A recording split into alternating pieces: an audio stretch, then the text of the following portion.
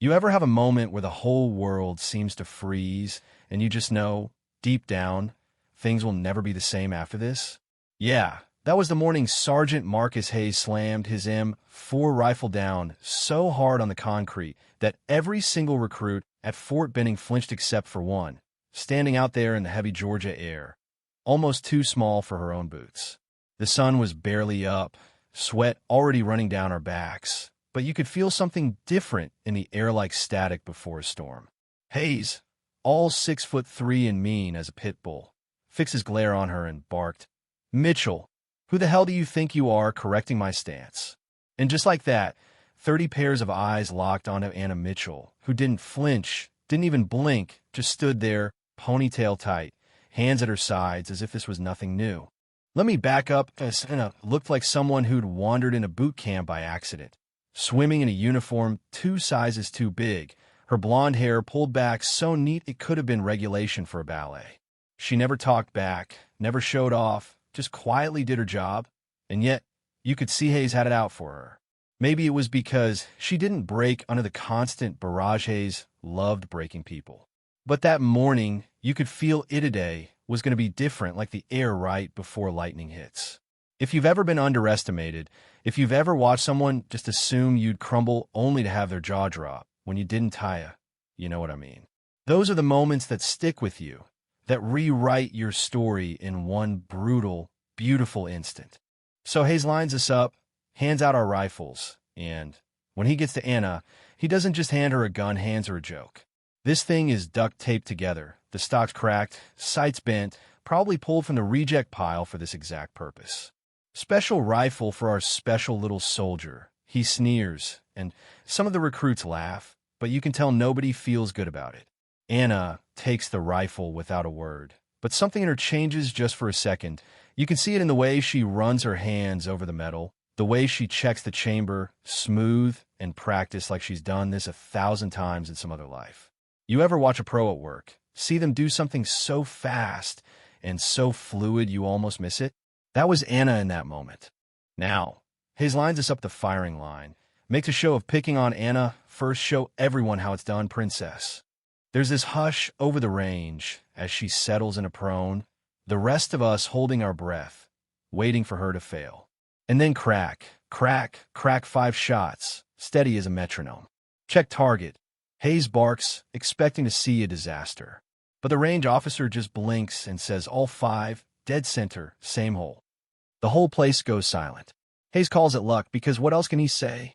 Qualification starts, and one by one, the other recruits take their shots. Some pass, some don't, but the tension keeps building.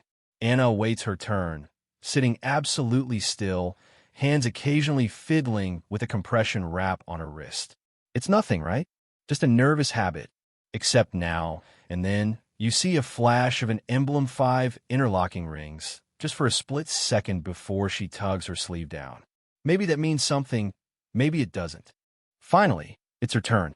Hayes is grinning, betting $50 she can't break 50 points. Confident this is where he gets to watch her fall apart.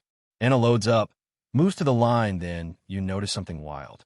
There's a small scar on her shoulder, perfectly circular, right where a rifle bolt would rest after thousands of hours of practice. The kind of thing you don't get at summer camp. Now, here's the twist. Colonel Thompson, the base commander, strolls up to watch. He never comes to these things. It's like the universe knows something big's about to happen. Anna breathes in, eyes closed for a second, then opens them. There's a steel there that sends chills down your spine. Wind call, 3 to 5, gusting to 7. She mutters like it's second nature, and Hayes actually laughs. This ain't Call of Duty, Mitchell. She ignores him, makes a tiny adjustment, and then bang, bang, bang, 10 perfect shots in less than 15 seconds, each one deliberate like she's counting heartbeats. You could hear a pin drop. The range officer checks the target, looks at it like he's seeing a ghost. Perfect score. 10 rounds, 1 hole, dead center. It doesn't just break the base record, it shatters it. Hayes loses it, accuses her of cheating, wants the target checked again, but there's nothing to defend. It's just pure, impossible skill. The colonel steps forward, tells both Anna and Hayes to his office, and the whole range is buzzing like a kicked hornet's nest. The walk to the admin building is a funeral march. Hayes certain he's about to see Anna kicked out for cheating. Anna walking silent, head high. Inside, Thompson confronts Hayes. You got proof, or just your pride? And here's the second twist. Thompson slides a photo across the desk. A girl at competition, not military, decked out in pro gear. Then a file Anna Morrison, 3-time Olympic gold medalist, for world records, the youngest shooting champion in American history. And suddenly, the room shifts. Hayes looks like he's been punched. Why? He stammers. Why would an Olympic champion hide out as a recruit, take the abuse, the endless drills, the broken rifle? Anna just breathes, her voice low and tired, because medals don't mean anything when you wake up every day still feeling empty. Because I needed to know if I could be more than just a girl who never misses. And right then, you can feel the weight of everything she's carried, years of being the best, years of being nothing but a headline, and none of it enough to make her feel like she belonged anywhere real. The colonel lays it out. She was part of a classified program, Project Silent Eagle, meant to bring elite shooters into special ops, identities secret till graduation. Hayes' tantrum just blew the cover off the whole thing. You want cinematic? The assembly area that afternoon is buzzing, rumors everywhere. Everyone whispering about what really happened. Jake, Maria, everyone Anna's trained with now, they're wondering if they ever really knew her at all. The colonel gathers everyone, drops the bomb.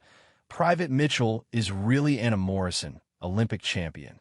She broke the record this morning with a rifle held together by duct tape. Just so you know. You can hear the jaws hit the floor. Some people are in shock, some are in awe. A few are suddenly remembering all the times Anna helped them out without ever asking for anything in return. Anna walks out in dress uniform, stands in front of everyone, and just apologizes. Not for being Anna Morrison, but for not trusting them with the truth. She thanks the recruits by name for little acts of kindness, for treating her like a person, not a celebrity. Being able to shoot doesn't make you a soldier, she says, voice steady now.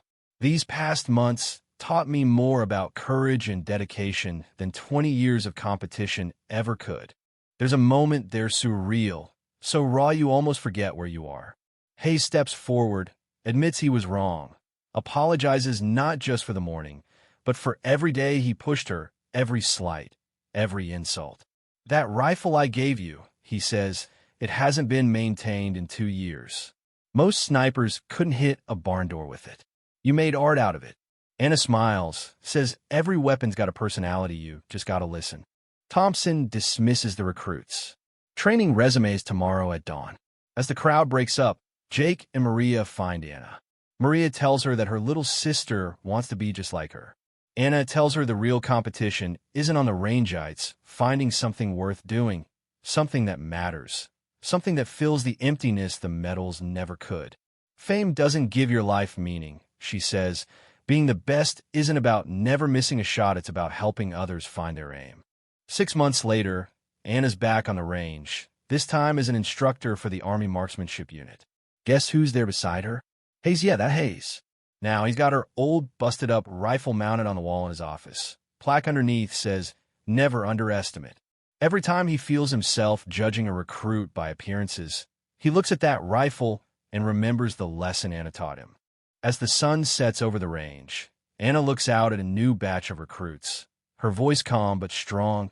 Technical skill only takes you so far. The rest is humility and heart. Hayes backs her up. Don't judge anyone by what you think you know.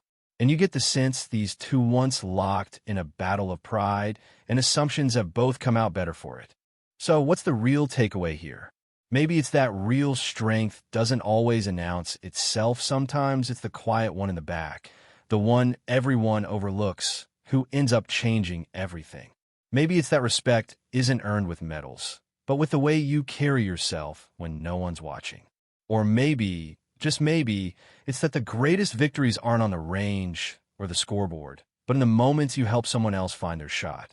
But hey, that's just one story. What do you think? When is it right to hide your past for a fresh start? Does earning your place matter more than the title you bring with you? Drop your thoughts in the comments. I want to know where you stand. Because if there's one thing this place has taught me, It's that everyone's got a story, and sometimes the best parts are the ones you never see coming.